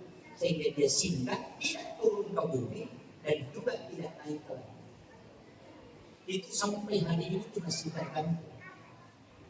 Padahal batu itu mungkin kurang lagi 400 kilo beratnya. Itu masih tergantung. Itu peristiwa Islamnya. Itu makanya ujian keimanan di sini. Saya bahas. Belum. Saya target yang sederhana mungkin sudah kita bisa dapat. Saya tidak usah kisahkan perjalanan itu jauh. Dan jelasnya di langit pertama itu kan ada Nabi. Jadi setiap tingkatan langit itu kan ada Nabi yang jaga. Di langit pertama itu Nabi Adam. Kenapa Nabi Adam? Itu Nabi Adam. Itu dia dari surga diturunkan ke bumi. Ini pesannya untuk kita semua. Nabi diberi kesempatan bersilaturahmi dengan Nabi Adam untuk menggembirakan bertakziah, karena Nabi Adam itu dari surga dilemparkan ke bumi. Jadi kalau ada camat jadi rakyat biasa, datang bersilaturahmi. Kepala dinas jadi guru biasa, datang bersilaturahmi menggembirakan hati. Tapi kalau kepala sekolah jadi anggota dewan, harus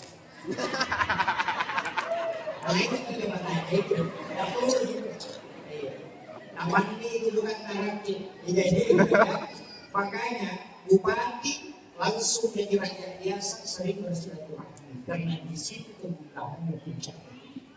Orang yang kaya langsung bangkrut itu sekaligus itu. Maka itulah yang harus kita takziah. Nanti ada itu diberikan kesempatan bertemu dengan Rasulullah. Di langit kedua, siapa? Dua nabi, muda sekali orangnya. Nabi Isa dengan Nabi Yahya.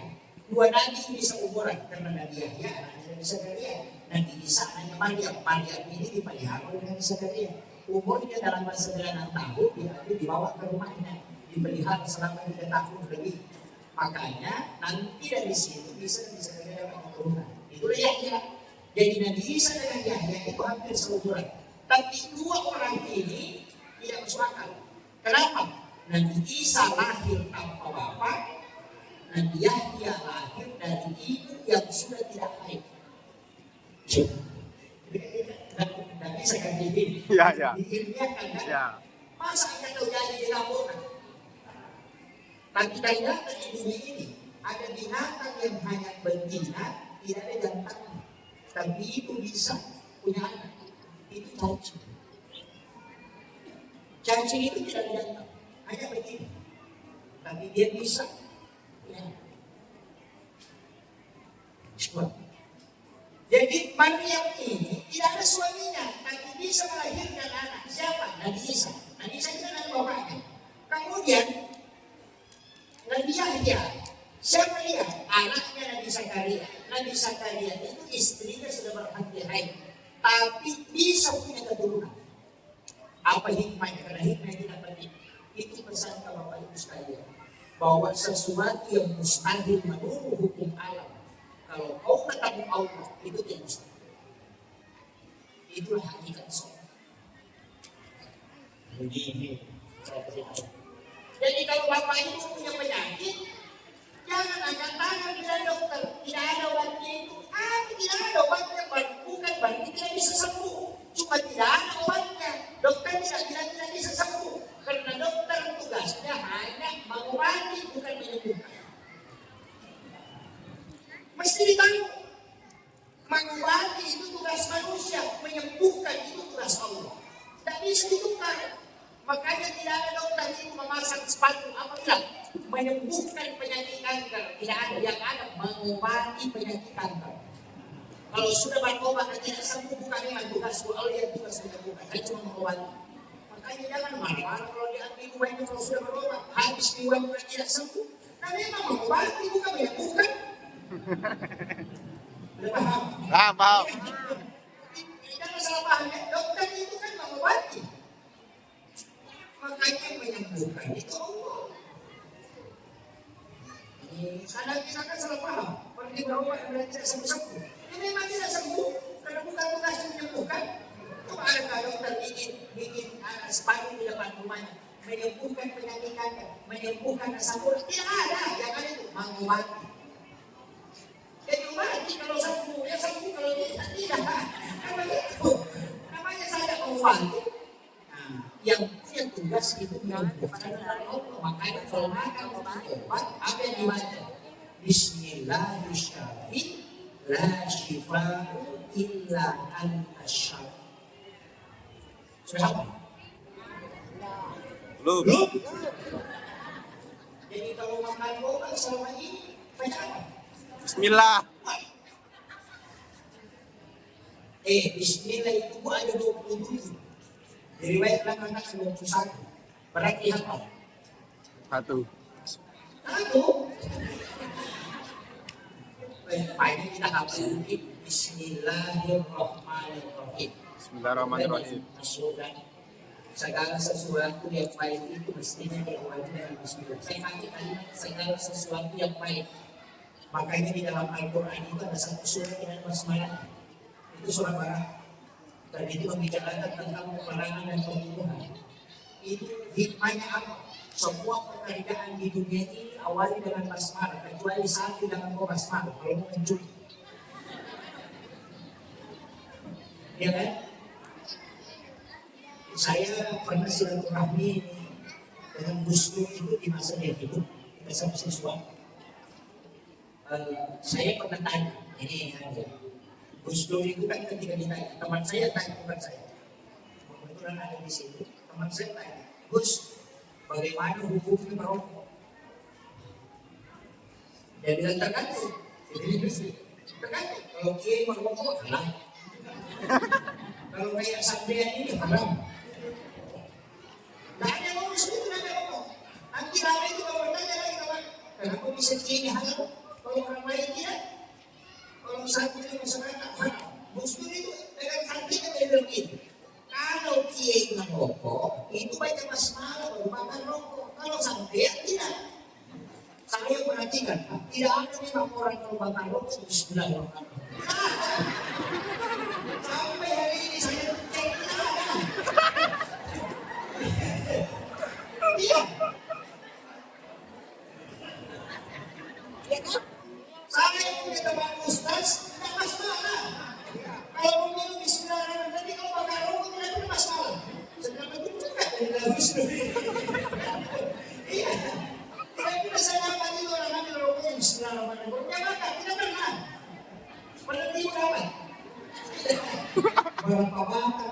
yang kita hisap tidak pakai basmalah itu hisapkan lama itu. Kalau ini saya kasih tahu ini.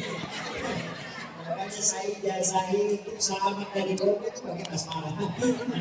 Kayaknya saya dijelaskan itu. Katanya kalau ambil rokok, bacakan surat Al-Fatih baru hisap, cium.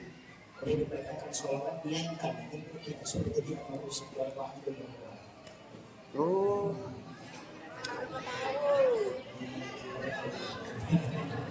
Saya tidak suruh merokok ya, tidak suruh. Jadi ulama kan begitu, santai kalau beda, tapi betul juga, betul juga yang ada bilang. Kemudian saya lanjut, makanya dalam agama ini kuncinya kan begini misalnya, saya bisa ceritakan sedikit lah, supaya ada hikmah kita bisa berdiri, bisa berdiri. Itu kan begini. Tapi sekarang sampai begini juga kita. Dari kota Tawain, desa Tawain ini, mana namanya di sini? Ya, ya, mana? Tidak punya anak. Kalau dia sudah tidak punya anak, kan biasa ambil anak kecil kan? Biasa ambil anak kecil, kemudian pelihara. Nah bisa kalian kan gitu, karena tidak ada anak, istrinya sudah tua, berhenti haid, dia sudah panas. Makanya dia ambil keponakannya, itu banyak anak dari Suriah. Mungkin 8-9 tahun itu, 8 atau 9 tahun. Kemudian dia bawa ke rumah, dia diinginkan itu biji kamar, baru di kamar. Kemudian tidak punya jendela, jadi kamar ya tidak punya jendela. Baru kunci pintu kamar dia yang pegang. Nanti dia buka ketika masukkan makanan. Jadi pokoknya di situ di dalam, di situ tinggal jangan keluar. Jadi begitu caranya kalau pelihara anak gadis, ambil kunci kamar. Kalau tidak dikasih kunci motor. Bagaimana tidak masuk angin? Itu masalah kan? Iya. Jadi makanya dia kan, tapi apa? Dibikinkanlah tempat sholat di dalam kamar itu yang disebut dengan mihrab. Makanya tempat imam ini disebut mihrab. Dan itu 2 anak tangga. Dikasih ini, dikasih 2 anak tangga, itu juga alasannya kenapa sajadah imam itu dikasih 2 lapis. Lapisan bawah ada amblaknya, kemudian di atasnya ada sejadah. Itu dia. Tapi di situ sholat. Dalam ayat ini, kullama tahala alaiha Zakaria mihrab. Setiap Nabi Zakaria masuk ke dalam tempat sholatnya Maryam, wajada indah rizqan, selalu ada rezeki yang ditemukan. Jadi ya kau tahu tuh bahwa supaya ada buah-buahan kayak kurma, bukan kurma, kayak ini makan macam kemudian makanya dia bertanya, Anda lagi hasil dari mana ini? Apa itu obatnya mana? Buat ini itu langsung dari Allah.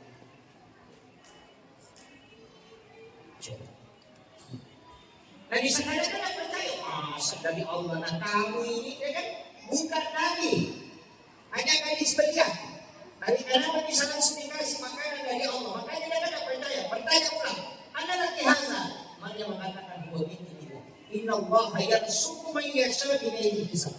Kalau Allah mau memberi rezeki kepada hamba itu tidak melalui proses. Baru nanti Zakaria sadar, berarti ini anak bukan doanya yang mustajab, tapi tempatnya yang barakah. Itu tadi sudah berbicara tentang tempat yang barakah. Karena tempat khususnya ini karena saya juga sholat di rumah sini tadi tidak ada makanan kayak dia. Lama di sini dan dikasih makanan. Dia ini di dalam kamar tidak keluar. Oh dikasih makanan langsung dari Allah. Berarti bukan doanya, bukan juga karena sholatnya, tapi karena tempatnya di tempat itu tadi kaitannya dengan tempat yang benar. Apa yang terjadi dalam ayat disebutkan? Unadika azza dari Allah. Maka dia suruh keponakannya itu berdoa. Baru dia datang ke situ berdoa. Wa huwa qa'imun yusalli bil mihrab. Sementara dia sholat, berdiri sholat di dalam mihrab. Ingat kalimatnya, wa huwa qa'imun yusalli, bukan ba'da sholat, tapi sementara berdiri sholat dia meminta, Rabbi habli min ladunka suriyatan thayyibatan innaka samiul du'a. Di sini kesalahan kita banyak. Sudah di assalamualaikum warahmatullahi wabarakatuh, assalamualaikum warahmatullahi wabarakatuh. Baru berdoa. Terlambat bos.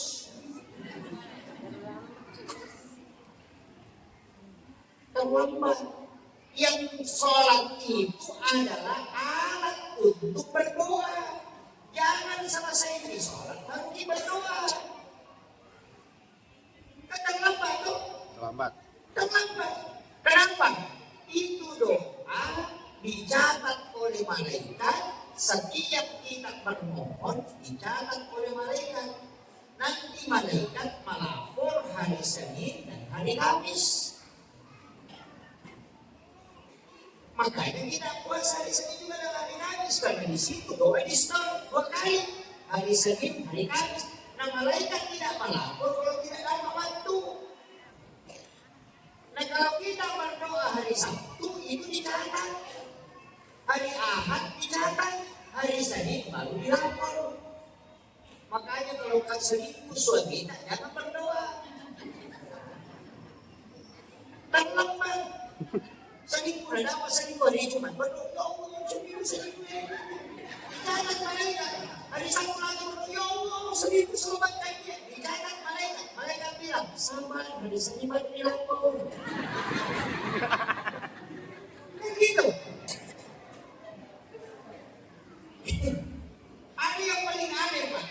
Dia sholat subuh minta sepeda, sholat duhur minta motor, sholat asar minta mobil. Mereka stres. Belum dilapor baru lagi. Dengan gitu. Kenapa ada sholat? Karena satu-satunya komunikasi yang tidak bisa dicampur itu dan malaikat tidak punya urusan itu sholat. Makanya satu-satunya ibadah yang tidak bisa dimasuki perbuatan itu sholat. Kalau orang puasa nonton TV itu tidak bakal puasanya, tapi kalau sholat nonton TV pasti batal. Begitu. Orang haji makan bicara tidak batal hajinya, tapi orang sholat makan dan atau bicara pasti batal sholat. Satu-satunya ibadah tidak bisa dicampur itu ibadah sholat dan memang tidak bisa diwakilkan, karena kalau diwakilkan bukan dia yang minta. Seandainya bisa diwakilkan enak sekali. Kenapa laki kalau masa pawali atau masa penyalur buat ibu-ibu? Pawali aku wapak yang kedua. Kita balik kunci dan tawarku nggak bisa. Makanya nafsi-nafsi. Kenapa? Karena harapanmu, doamu, hajatmu, urusanmu dengan urusanmu. Semua yang kau harapkan aku yang urus kata Allah. Tapi kalau doa, tunggu malaikat melapor. Hanya saja kalau suami tak selingkuh dan berdoa, bisa-bisa balik ke kalau dilapor. Kan tunggu hari Senin hari Kamis.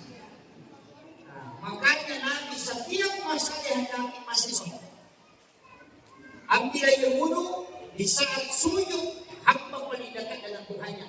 Tidak usah ada lafaz, cukup di kalbu hadapkan sama Allah.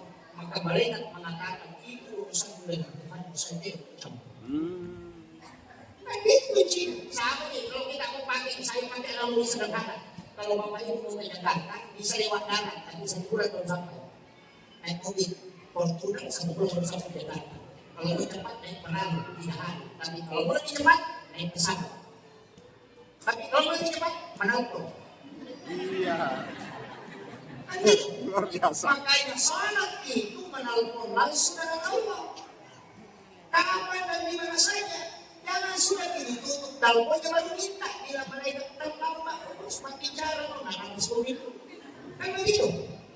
Makanya itulah sehingga kenapa sholat itu semua ada. Coba sudah ada doa taubat, kenapa ada sholat sunat taubat? Sudah ada doa musafir, kenapa ada sholat sunat musafir? Sudah ada doa hajat, kenapa ada sholat sunat hajat? Karena kalau doa lama baru dilapor. Kalau sholat sunat musafir hari Selasa berangkat, hari Rabu pulang, hari Kamis baru dilapor. Nah ada waktu bulan baru dilapor. Kan begitu. Makanya semua masalah kapan dulu baru ambil air wudhu sholat.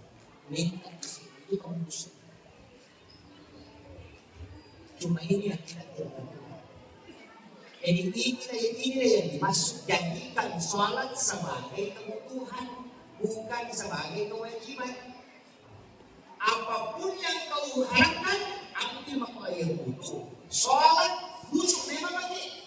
Bagaimana caranya khusyuk? Khusyuk dalam sholat itu ada prosesnya. Pertama khusyuk dalam wudhu. Yan ang katawan kanya palingakan ko jene, muda dia khusyuk dalam sholat. Dan yan ang katawan jene kali selesai palingakan itu patuloy sa dito kunci. Yang katawan jene pangalan itu sa style ng tapon na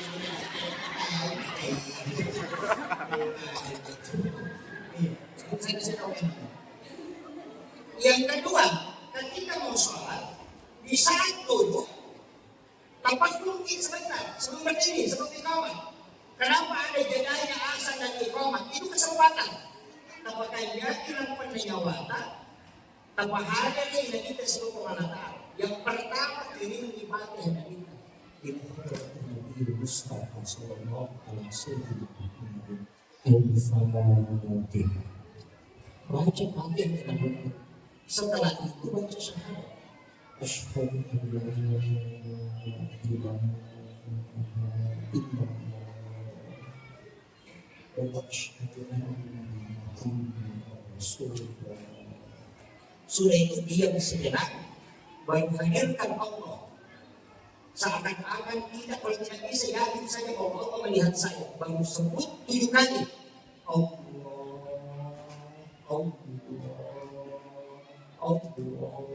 sebut 7 kali. Baru berdiri kemudian takbir. Itu koneksi langsung.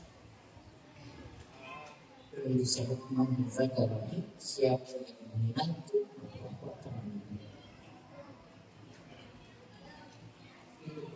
Kalau jalan dari rumah baru lurus berdiri Allah, nggak nyambung.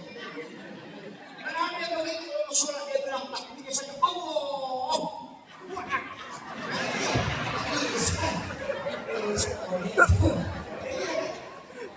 Karena dia mau koneksi, kan baru pakai tiki. Padahal yang konek itu adalah kalbu. Makanya kaidahnya Nabi sederhana. Anta'udallah ka'annaka tarahu. Sembah Tuhanmu seakan-akan engkau melihat. Fa'illahu takun tarahu. Tapi jika tidak bisa, fa'innahu yaraka. Engkau saja yakin bahwa dia melihat. Tidak usah naik. Tidak usah naik ke langit ketujuh. Memang ada dalil, tapi bagi yang mampu. Dan itu yang pertama, anta'udallah ka'annaka tarahu. Sembah Tuhanmu seakan-akan engkau melihat. Itu dipakai bagi yang konek langsung. Ada itu. Karena ada juga dalilnya, sholat itu dirajul mu'minin. Sholat itu dirajul orang beriman. Dan yang lain, wallahu alal arsy istawa. Allah itu alal arsy istawa. Istiwa itu bukan dulu. Jadi makanya dia bilang, naik Allah. Jalan ini. Lagi berapa, naik atas. Nanti dia lihat dirinya itu berhadapan dengan Allah, dia bilang, Akbar. Dan begitu. Cuma yang begini, kalau banyak gangguan, susah. Anak-anak ribut dia mana? Iya, anak ribut pada dia tidak ribut juga tidak rusuh. Anak asal saja. Ya kan? Ya. Itu berat. Jadi kalau tidak bisa, Nabi sudah kasih tahu. Fa'ilam takut tarab. Jika tidak bisa kau naik, fa'innahu yaraka. Yakin kau saja bahwa Allah melihat aku. Dan ini jelas apa? Huwa ma'akum aina ma kuntum. Dia selalu bersamamu dimanapun engkau berada. Dan ini yang kedua, wallahu aqrabu min hablil warid. Allah itu lebih dekat daripada urat leher. Kenapa? Urat leher ini masih di luar, sedangkan nurullah itu bisa terkoneksi dengan nurul qalb. Kan begitu. Jadi itu ada kuncinya. Makanya kalau tidak bisa naik, yakin saya kayaknya seperti lihat ke Allah buku, lihat kasih, itu paling enak daripada naik Allah. Bikin pusing. Ada yang begitu Pak, sampai takbir berulang-ulang. Saya pernah singgah di satu masjid, begitu. Saya kan baru singgah karena di perjalanan, langsung Allah. Tuhan. Jadi saya itu sudah ambil Jakarta, Allah. Terus sudah Allah. Allah ternyata dia ulang, tapi jamaahnya tahu. Karena masih berdiri jamaahnya tahu. Ayo, ini bukan kasih. Saya tahu yang bisa bilang, wah, fatal juga ini. bisik-bisik belum. Kalau dia sudah Allah, kurang. Kalau dia bilang, Pak, itu sudah. Patah juga ini. Nggak usah begitu. Allah itu sudah bilang, kalau kau mendatangkan aku sebentar, saya itu mendatangkan sesuatu. Kalau kau mendatangkan aku dengan sedekah, saya akan sahas. Jika kau mendatangkan dengan aku dengan sahas, maka saya akan mendatangkan dengan satu. Allah itu jauh lebih dekat dibanding dengan kita. Dan semua capek-capek naik kata cukup yakin Allah melihat saya, maka berbisik-bisik. Allah datang. Ya Allah datang itu aja itu sudah aman aja kan. Jadi tidak usah pusing. Kalau sholat itu tidak usah tidak usah kali-kali. Tidak usah. Katakan saja, gua maafin aina wa kuntu, dia selalu bersama dimanapun engkau berada dan dimanapun kau hadapkan wajahmu di situ Allah. Selesai. Kan gampang gitu, hukum enak kan gitu. Dan ada juga jamaah saya agak lain. Saya kemudian sholat lama sekali, cepat sekali. Allah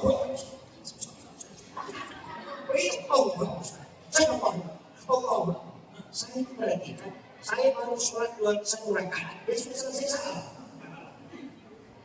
Pas selesai salam, saya pergi nanya, saya tidak berani menyalahkan orang. Apapun yang dia lakukan, saya tanya dulu dia. Saya bilang, maaf, saya perhatikan tadi bapak sholat cepat, cepat. Saya bilang cepat sekali, cepat. Kenapa dia langsung salam? Dia bilang, sengaja Kak Ustaz. Kenapa dong? Kalau lambat selalu terharu. Kalau lambat akan buka setan, tapi kalau cepat tidak akan buka selesai. Dia rasa kurang parah, dia akan buka mana dia akan buka selesai. Tidak buka dia akan buka.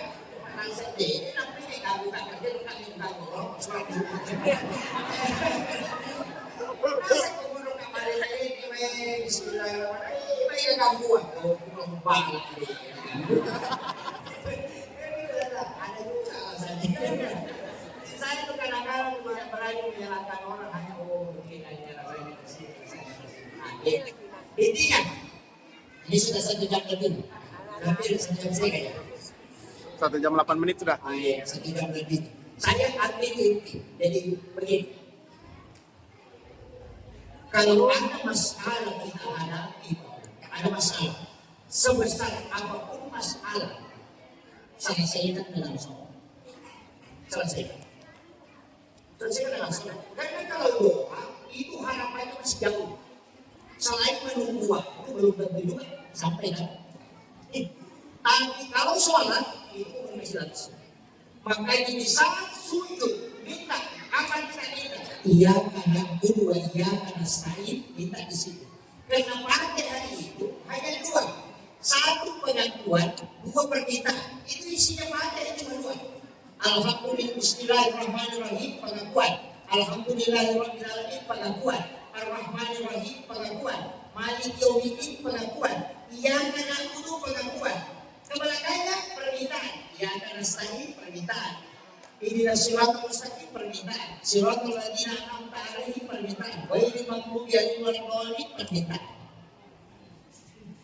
Jadi itu Fatihah cuma 2. Akui dulu baru minta. Sama kalau ketemu sama Pak Bupati, Pak Bupati kita gitu. Itu bersedia salah tidak ada Pak Bupati. Kalau Bupati kita yang punya barang. Bantu sendiri. Itu permintaan. Kami kalau pergi di rumahnya orang ibu itu minta, kalau meminta uang nggak bisa. Datang itu ini, wih ini rumah terbuka. Wih lama ini di mana coba di dalam begini? Mau ini mantis kita kampung kita juga. Aku orang minta uang nggak bisa. Kan begitu. Artinya pujian dulu baru meminta. Maka Fatihah itu pengakuan pujian baru meminta. Itu prinsip. Jadi Fatihah itu memang harus dibaca dalam sholat. Kemudian ini yang tidak banyak orang tahu. Saya pastikan tidak banyak orang tahu. Saya mau tanya, doa kita berapa yang dihafal? Kita hafal doa kita berapa? Satu. Kalau kita ini banyak tuh. Berarti dua. Allahu akbar kabir walhamdulillahi katsiran wa subhanallahi bukratan wa asila. Itu satu kita. Ini wajah tuh juga satu. Berarti hafal dua. Berapa doa kita? 14.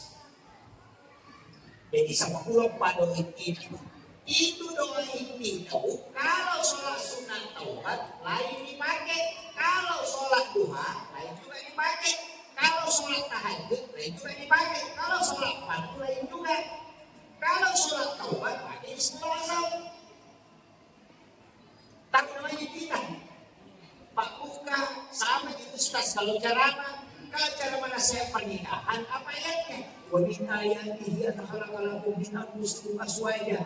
Kalau ceramah tausiah, tabarakalladzi biyadihi mulku wa lahu bisyai'in alladzi khalaqal mauta wal hayata liyabluwakum. Kalau ada ustaz ceramah nasihat pernikahan, baru dia baca tabarakalladzi biyadihi mulku, masih putih sebelum mati. Kenapa? Itu namanya kita itu membuka, makanya doa kita itu mempengaruhi sholat. Berapa yang Pak?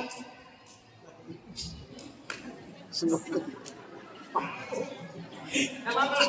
Yang penting baca Allahu Akbar kabir. Makanya kalau kata Allahu Akbar kabir alhamdulillah subhanallahi wa bihamdihi. Itulah doa yang diperebutkan oleh mereka. Makanya jangan tinggalkan. Mesti itu saja. Kemudian, di mana kita meminta pada saat berruku, karena dosa di situ juga digugurkan. Makanya kalau ruku begini, sama sujud, dua itu tempat dosa dihapuskan, ruku dan sujud. Makanya dua kalimat itu sama. Kalimat ruku subhana, kalimat sujud juga subhana. Subhana rabbiyal azim dan subhana rabbiyal a'la. Makanya Nabi mengatakan kalau umat yang pergi sholat, Allah mengambil dosa yang diletakkan di pundaknya dan di kepalanya. Ketika dia ruku dan sujud, maka berguguran dan dosa-dosa itu sebagaimana dedaunan dan air kayu. Makanya biasa kalau masuk waktu kayak merasa berat, ada beban.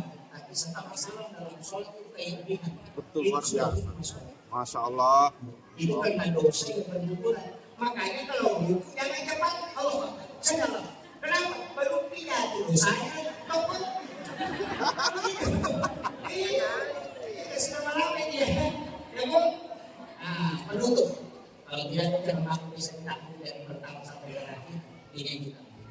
Saya bersiapkan 3 hal jangan tinggalkan. Ini catatan kita. Tentu agama jangan tersaling. Yang pertama, perbanyak sholawat. Karena satu-satunya perkataan yang mendatangkan 3 barakah sekaligus itu cuma sholawat. Orang baca Allahumma sholli ala sayyidina Muhammad wa ala sayyidina Muhammad sekali saja Allah langsung membalas sholawat 10. Apa sholawatnya Allah? Pamasik lori atam. Satu saja rahmat Allah sudah cukup dipakai selamat dunia akhirat. Apalagi 10 yang dia berikan bahasa. Yang kedua, malaikat bersalawat kepada orang yang bersalawat kepada Nabi 10 kali juga. Apa salawatnya malaikat? Dia memohon kepada Allah supaya kita diampuni dosa-dosa. Jadi salawat itu pertama sumbernya rahmat, sumber kedua pengampunan, dan yang ketiga ada malaikat yang mengantar ke Rasulullah dan itulah lagi menjadi syafaat. Jadi itu tahu masalah kita dulu dijanji masih dijanji syafaat diberikan ampun dan jalan-jalan nanti kasih. Ada selawat itu bukan ada 2, ada namanya selawat Jibril bentuknya ilmani sallallahu alaihi Muhammad. Kenapa bentuknya ilmani bentuk apa? Karena baru dari jasadnya Rasulullah nurnya sudah diciptakan dan itu yang diselawati makanya disebut selawat Jibril. Sallallahu alaihi Muhammad. Orang mahalukiyah itu juga yang dibaca karena itu bunyinya Nabi yang diselawati. Baca 1000 itu setiap hari. Kalau dibaca 1000 hanya 11 menit itu 10 menit Nabi isi 1. Buktikan saja, saya dapat ijazah sholawat ini dari beberapa pondok pesantren besar di Jawa. Itu dibaca 1000. Senin baca 1000, Selasa baca 1000, Rabu baca 1000. Nanti malam Jumat sholat sunnah hajat di 2 rakaat baru baca 1000. Apapun hajat tak minta, tapi hajat malam Jumat baru dibaca. Selain itu tidak dibaca. Hanya dia malam. Jadi boleh di sini kita baca, boleh di Selasa baca saja 1000. Nanti malam Jumat baru dibaca 1000 minta khusus. Kumpul barakahnya sama pekan. Yang unta tangan ini baru aja lagi itu tempat. Yang kasih bola aja tak bangun itu tempat. Ada rumah yang kita bangun aja tak bangun dia tak tambah. Amalkan ini, insya Allah. Namun jangan ujian tarali itu kita jangan.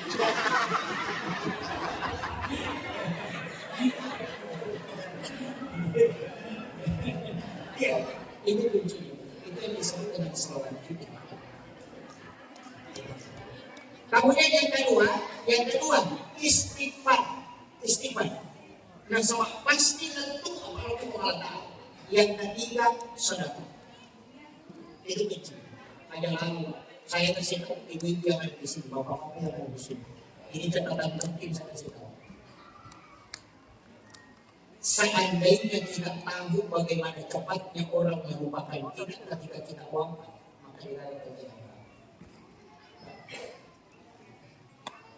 Yaitu semibada sidak nanam mukai kita yang bermati. Hari ini mungkin kalau kita meninggal orang menangis, mungkin hari ini, tapi besok kita tidak menangis. Kita yang berurusan dengan malaikat yang untuk tidak ada. Ini jangan sampai kita lalai di kehidupan dunia ini.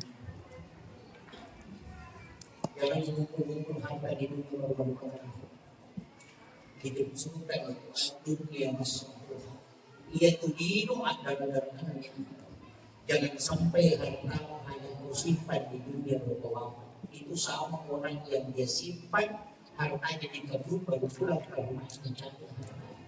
Tidak.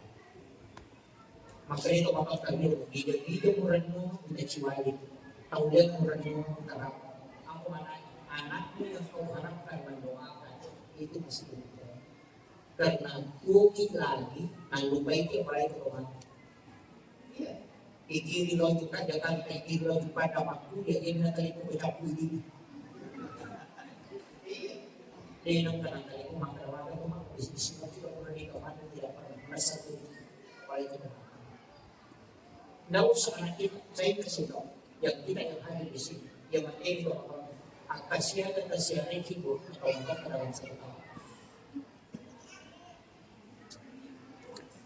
Akasia paling kita dulu. Itu pun kalau kita akan mulai di sini. Yang kumpul kampung paling makan dari cicak terlupa bisa. Katakan bisa atau cicak bisa yang terlupa. Ini lagi memahami agama. Atas isa menurut kau atau dua kali dalam 10 tahun apalagi bidang tadi apa sedikit akan bekerja dan akan ini taroni pakai masalah makan dari teman masjid makanya masjid yang tidak pakai cukup dan luar biasa tapi sekarang yang membiarkan hal bangsa siku itu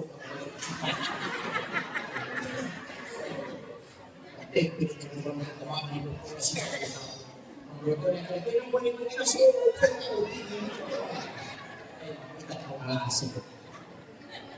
Masa ini romantik dari mudik itu mana? Iya. Masa ini nak bayar lantai tak romantik tu selagi dia nak bayar pelayan romantik. Pasti tu. Iya. Maka nak puji tak iya nak puji sakit. Sama juga lagi. Maka nak puji tak iya menangis mungkin. 2 hari 3 hari 1 bulan pasti maki uang status sudah 1 bulan bapak meninggal tidak ada rasa nampakkan juga yang makomen yang sesama bisa dan sebagainya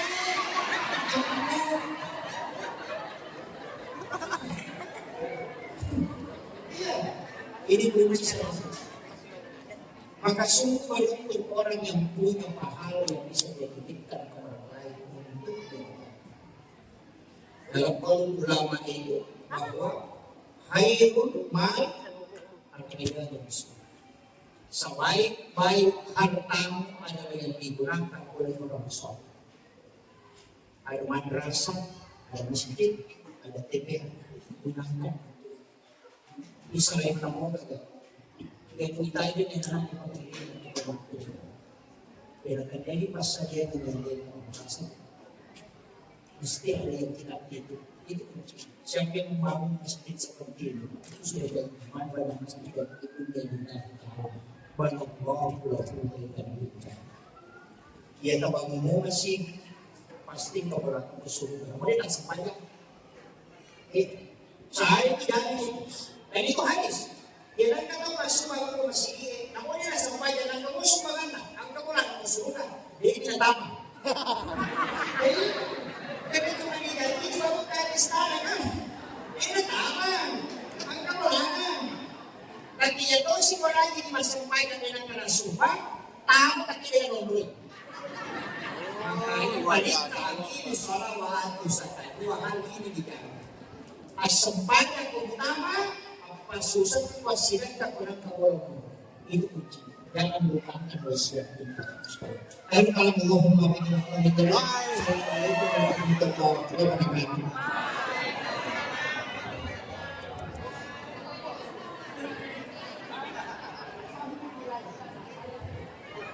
Nah,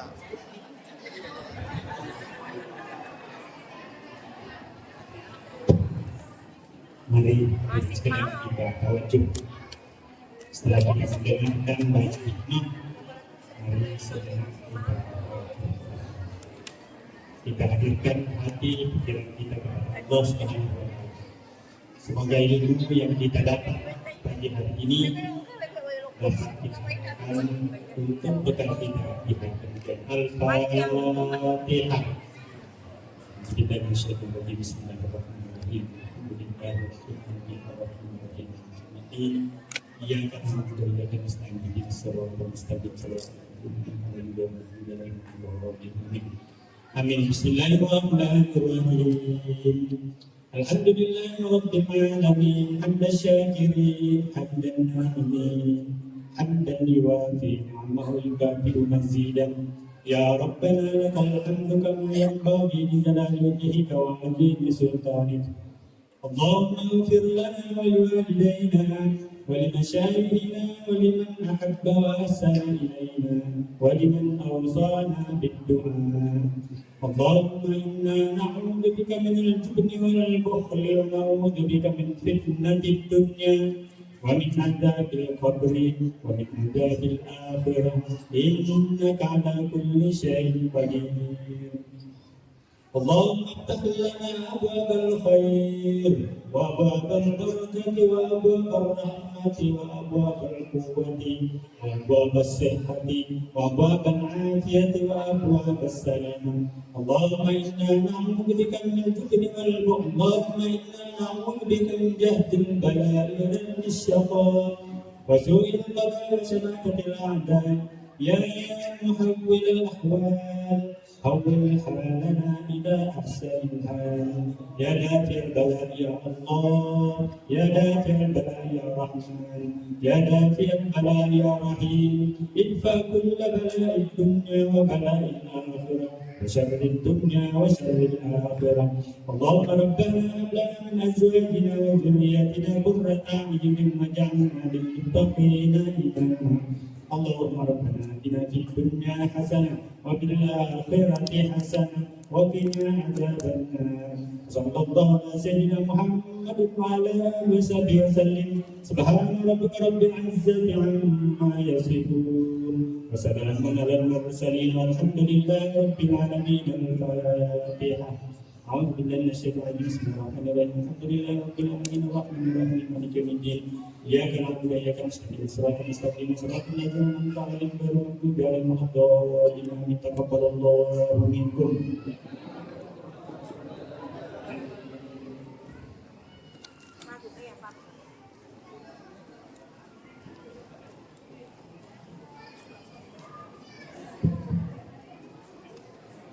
Demikian tadi ceramah agama yang telah kita ikuti bersama.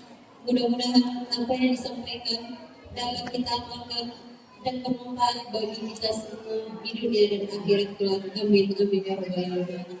Marilah kita bersama-sama menutup acara ini dengan membaca hamdalah. Alhamdulillahirabbil alamin. Saya akhiri. Assalamualaikum warahmatullahi wabarakatuh.